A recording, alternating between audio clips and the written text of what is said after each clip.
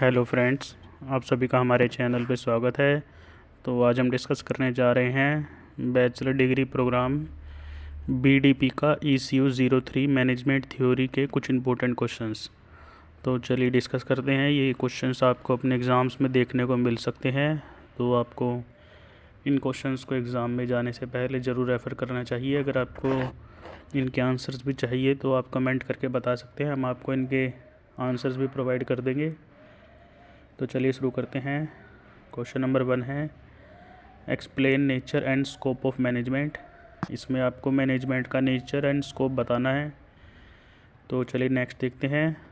The chief executive of a large manufacturing enterprise is offset over frequent conflicts between the production department and personnel department.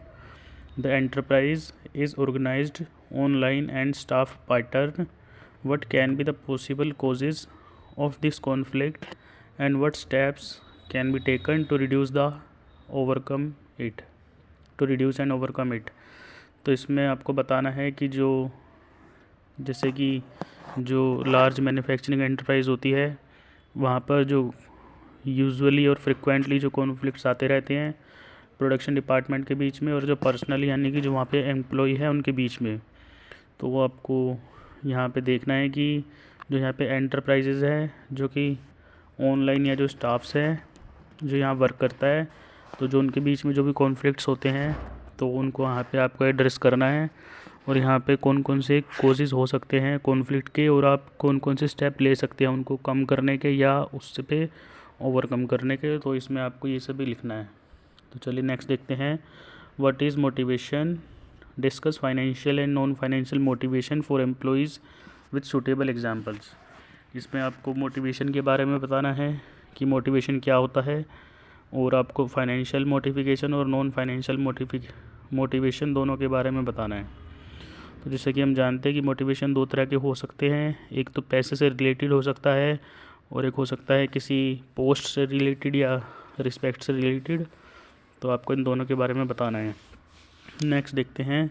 Describe briefly various channels of communication in an organisation. तो जैसा कि हम जानते हैं कि जो communication है वो एक क्रूशियल पार्ट होता है किसी भी ऑर्गेनाइजेशन की सक्सेस का।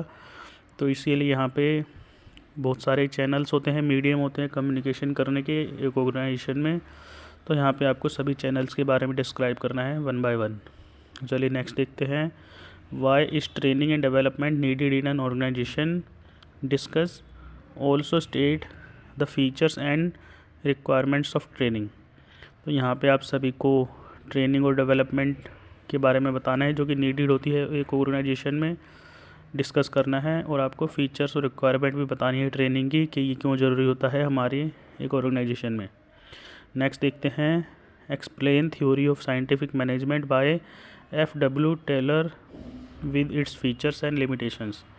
इसमें आपको साइंटिफिक मैनेजमेंट की थ्योरी बतानी है जो कि F.W. टेलर के द्वारा दी गई है और उसकी लिमिटेशंस और फीचर्स भी बताने हैं।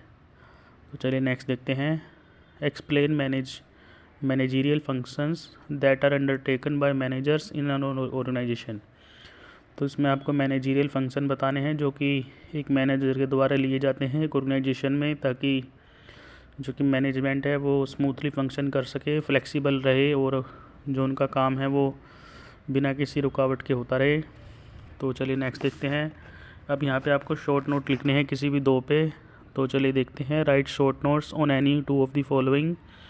फर्स्ट में है PERT programme evaluation and review techniques. इसमें आपको टेक्निक्स बतानी है जो कि हम जो भी प्रोग्राम हमारी ऑर्गेनाइजेशन में होते हैं उसको इवेल्युएशन की कौन कौन सी टेक्निक होती है और रिव्यू की कौन कौन सी टेक्निक होती है, ताकि हम उसे रिव्यू कर सकें कि जो हमारे डिज़ायर्ड लेवल ऑफ अचीवमेंट है या जो डिज़ायर्ड लेवल ऑफ सेटिस्फेक्शन है वो अचीव हुआ या नहीं हुआ। दूसरा है CPM क्रिटिकल पाथ मेथड। इसमें आपको जो क्रिटिकल पाथ होता है उसका जो मेथड है वो मेथड के बारे में बताना है कि किस मेथड से हम ये करते हैं। नेक्स्ट देखते हैं कोऑर्डिनेशन। जैसे कि आप सभी को पता है कि कोऑर्डिनेशन एक बहुत इंपॉर्टेंट फैक्टर है हमारी ऑर्गेनाइजेशन में, क्योंकि हम जो मैनेजमेंट वर्क करती है अगर उनमें कोऑर्डिनेशन नहीं रहेगा तो अगर प्रोडक्शन डिपार्टमेंट और सेल डिपार्टमेंट में अगर कोऑर्डिनेशन नहीं हुआ तो प्रोडक्शन डिपार्टमेंट बनाता रहेगा, प्रोडक्शन और सेल्स डिपार्टमेंट अपने गुड्स को सेल नहीं कर पाएगा। ऐसे ही अगर सेल्स डिपार्टमेंट अगर प्रोडक्शन में कुछ अगर कमी पेशी है, अगर वो प्रोडक्शन डिपार्टमेंट को नहीं बताएगा तो वो चेंजेस नहीं कर पाएगा। ऐसे ही अगर रॉ मटेरियल मैन्युफैक्चरर और जो रॉ मटेरियल को बाय करते हैं, अगर वो चीप प्राइसेस में अगर बाय नहीं करेंगे तो जो प्रोडक्ट की कॉस्ट है वो हाई रहेगी। नेक्स्ट देखते हैं प्लानिंग। इसमें आपको प्लानिंग के बारे में बताना है कि कैसे प्लानिंग एक ऑर्गेनाइजेशन में इम्पोर्टेंट होती है। तो ये सभी क्वेश्चंस आपको पढ़ के जाने हैं एग्ज़ाम में। तो वीडियो कैसी लगी कमेंट करके ज़रूर बताइएगा। Thank you for watching.